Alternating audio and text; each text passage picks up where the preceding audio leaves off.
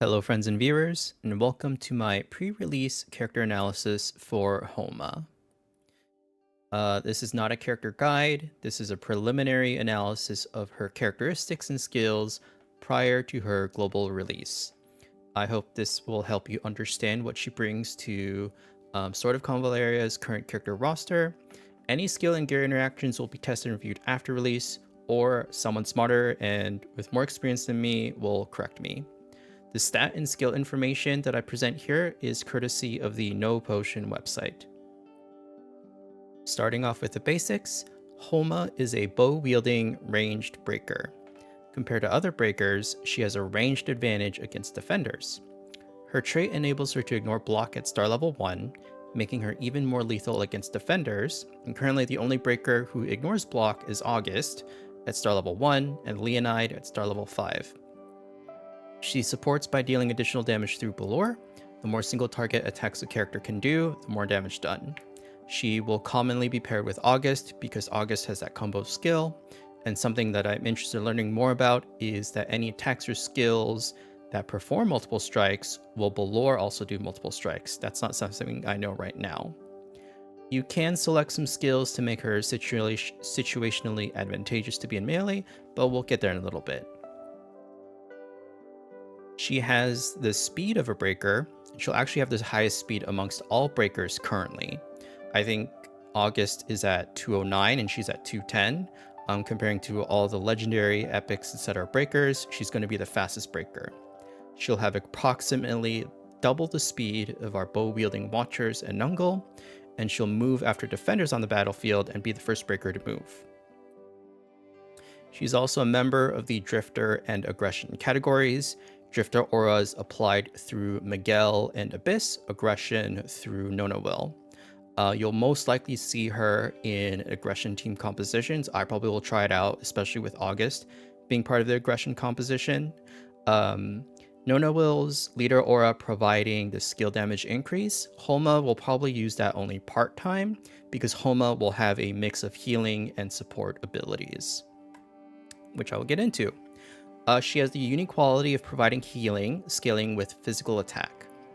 Unlike for Hasna, who just released, she was a magic seeker, you don't have to deviate from any talent investments for Homa if you are or were already upgrading physical attack for breakers. That means attack buffs will increase your healing, but that's identical behavior to healers who scale with magic attack, which is many of them. I have two of her rank options here. Cool Breeze under Tacit Choice and Harmony, where she can apply some healing and they scale with her physical attack. The strength of these will, of course, be based on her physical attack. My interpretation is that she'll function more as an off healer. She is unlikely to replace any dedicated watcher you might have, Inanna, Samantha, Angel, but she'll definitely play. It's definitely a nice contribution to the team.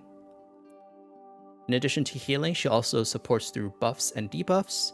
Hovering support, which is an instant skill, providing move and jump buffs to a targeted ally, and attack level 2 buff to herself and the targeted ally.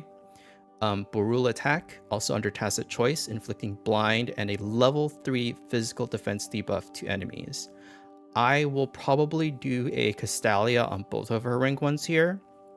Some really strong supportive options, which is really just a great start.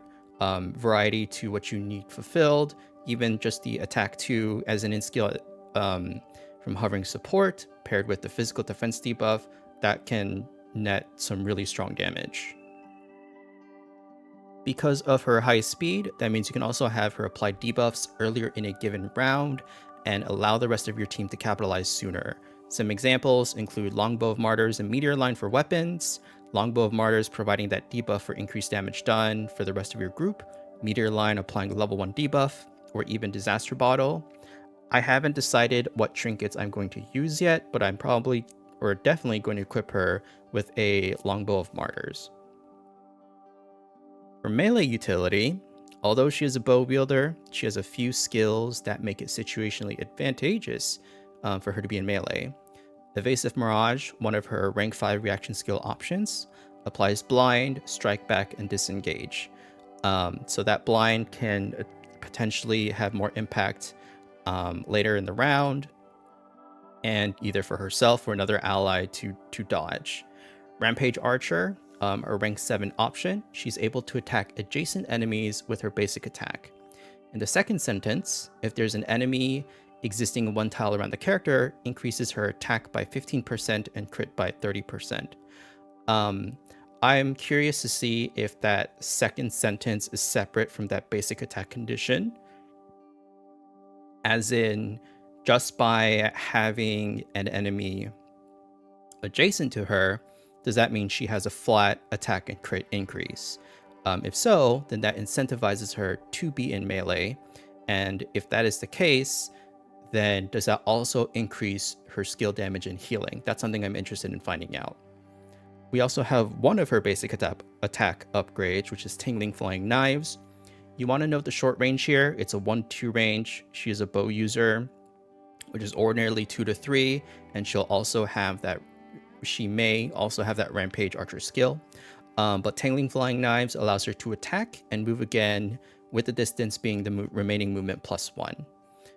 So in a scenario, she can do an instant skill or just basic attack, hit something, and either disengage, reposition, be in a more aggressive position, what have you, and it'll pair nicely with Rampage Archer. Some potential questions that I, in my head, just came up with. Will Homa replace one of your breakers? She independently will probably do less damage than the typical breaker, but that's because she'll spend more of her turn economy healing and supporting. If anything, with her speed, she'll make her damage dealers stronger. Will she replace one of your Watcher bow wielders? Maybe. You still need Watchers to counter destroyers, and Homa will prefer bows that apply debuffs or potentially use the melee mega crossbow. If you have purely damage focused bow wielders you enjoy, Fakel, Lily-Will, then absolutely continue using them. They'll still benefit from Homa as well. Will she replace her Watcher healer? Probably not. I cannot quantitatively say what her healing power level looks like, but to me, I think serving as an off healer seems fair to say. Just because she has more speed than a Watcher does not necessarily mean you want healing sooner in a round. Part of Sword of Convallaria's game design is that with Watchers having some of the lowest speed, they heal after all the damage has been done from your damage dealers. But there's also pros to healing sooner. So I'm still going to have regularly roster Nana or use Samantha or Angel or whomever, just feel that safety net until I feel out how Homa's healing scaling looks like. Should I pull for Homa? My question to you is your primary team composition in need of a range damage dealer or supporter? If so, then I think she's absolutely worth pulling. Her status as a ranged breaker provides support, are unique qualities among the current character roster, and that will really introduce a shift to how we look at team compositions. So I will be pulling for Homa. This is a very quick, unedited PowerPoint presentation that I wanted to share. So I hope this helps you out in some ways. If you want to theorycraft with me or have any questions, please feel free to mention it in the comments below. Thank you so much for watching, and good luck on your pulls.